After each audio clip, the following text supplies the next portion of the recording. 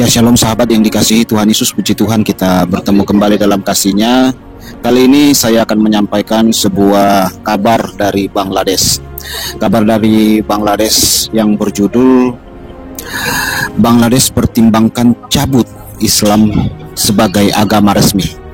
Cukup kaget kita sahabat ya, karena kita tahu bagaimana Bangladesh yang sebenarnya dan yang sesungguhnya di mata dunia. Ya, mirip-mirip lah kayak Pakistan, Afghanistan, Suriah gitu, dan beberapa negara-negara Islam yang ada di dunia ini yang sering terjadi keributan dan percecokan di dalam hal agama. Berita ini saya ambil dari liputanislam.com. Jadi ini artikel jelas-jelas milik Islam dan berita dari umat Islam sendiri. Saya bacakan sendiri sahabat ya. Dhaka, liputanislam.com. Otoritas hukum Bangladesh tengah mengkaji kemungkinan pencabutan Islam sebagai agama resmi di negara itu, menyusul terjadinya sejumlah aksi kekerasan yang dilakukan kelompok militan terhadap kaum minoritas dan orang-orang liberal. Nah, hal ini saudaraku bukan hal yang baru ya. Ya, ketika mereka ramai dan mereka menguasai dari segi jumlah, mereka sering mengintimidasi, mempersekusi dan melakukan aksi-aksi kekerasan kepada minoritas. Bahkan tidak segan-segan menutup ibadah mereka, merusak tempat ibadah mereka dan mempersekusi ketika kaum minoritas beribadah. Ini juga terjadi di Bangladesh. Seperti dilaporkan media Inggris, The Independent, akhir pekan lalu Mahkamah Agung Bangladesh tengah melakukan kajian untuk mencabut Islam sebagai agama resmi yang telah ditetapkan sejak tahun 1988. Bulan lalu seorang pendeta Hindu diserang hingga tewas di kuilnya. Wow, miris sekali sahabat. Di distrik Pancakhak, dua pengikutnya juga turut terluka dalam insiden ini. Sementara tahun lalu sejumlah blogger liberal tewas diserang kelompok ekstremis. Kelompok Jamaatul Mujahidin Bangladesh dan Ansarullah Banglatim dipercaya telah melakukan setidaknya 7 serangan terhadap orang-orang dari kelompok minoritas tahun lalu. Jadi ada banyak aksi kekerasan kepada minoritas di Bangladesh sahabat. Ya, kita pernah melihat ya bagaimana ada video tersiar di beberapa platform media sosial. Gereja dirusaki, dibakar dan diserbu sambil teriak takbir, Allahu Akbar kata mereka, sambil melempari dan mematahkan salib dari atas gedung. Itu videonya viral sahabat ya. Pernah juga saya upload di channel ini. Laporan itu juga menyebabkan diduga kuat kelompok ISIS aktif melakukan perekrutan di negara ini.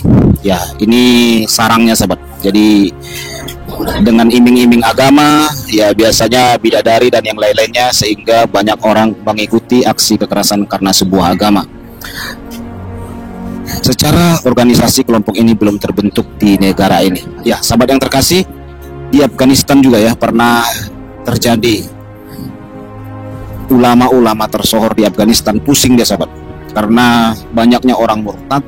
Alasan orang-orang murtad itu karena nggak sanggup melihat kekerasan, penindasan kepada minoritas karena berdasarkan agama, sehingga banyak dari kaum mereka sendiri juga menghujat agamanya sendiri. Para ulama ini menangis-menangis, kenapa kok bisa orang muslim berbondong-bondong murtad. Bahkan yang menghujat agama kita sendiri bukanlah dari orang-orang kafir, tetapi dari kaum kita sendiri kata mereka. Yuk kita tonton dulu videonya sahabat.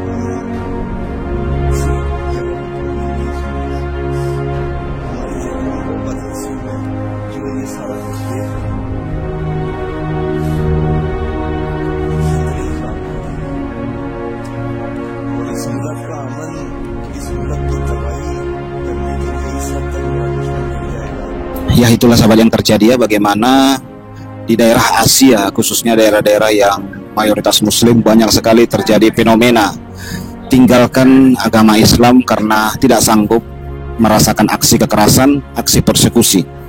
Dulu ada seorang murtadin juga bersaksi dalam hal ini dari Mesir. Sekarang dia menjadi orang yang percaya kepada Tuhan Yesus.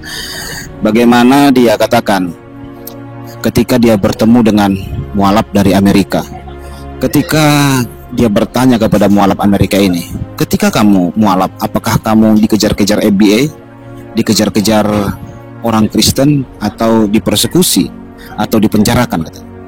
Kata mualaf ini, nggak ada hukum-hukum begitu di Amerika, katanya. Ya, saya kalau mualaf saja, tidak pernah dilakukan pemenjaraan atau eksekusi persekusi kepada saya, katanya.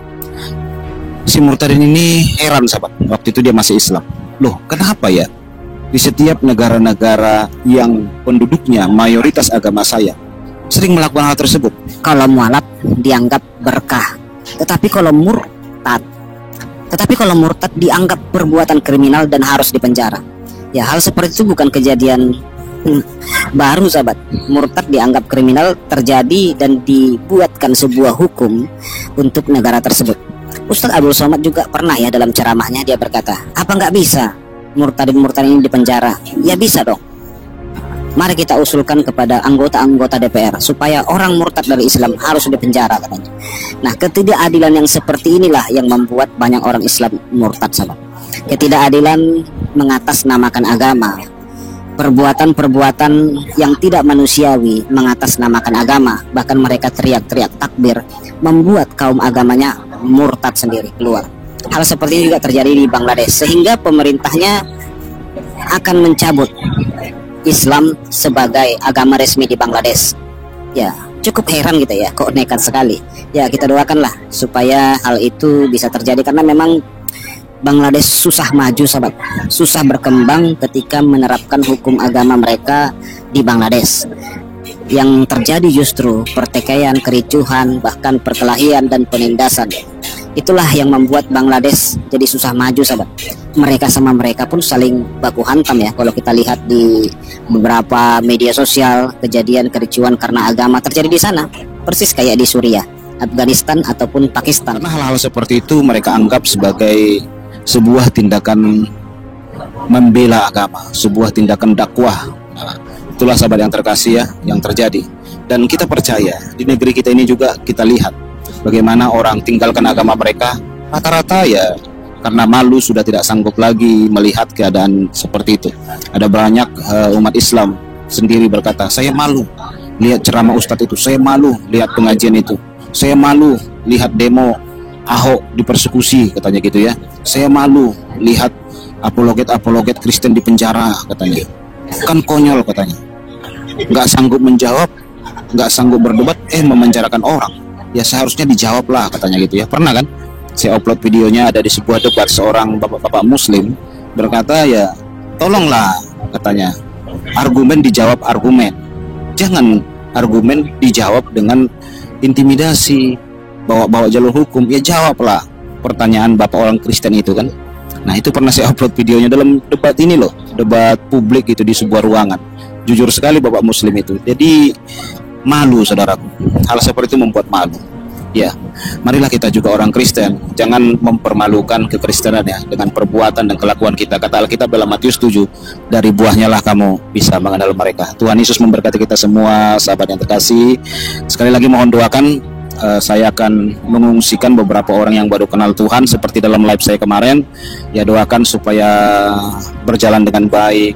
Orang yang kenal Tuhan ini juga tidak mengalami intimidasi karena ada pengancaman ya. Saudara yang terkasih, doakan ya supaya saya ungsikan keluar daerah dulu, menenangkan diri dulu supaya dia lebih banyak mencari wajah Tuhan. Tuhan Yesus memberkati kita semua. Shalom.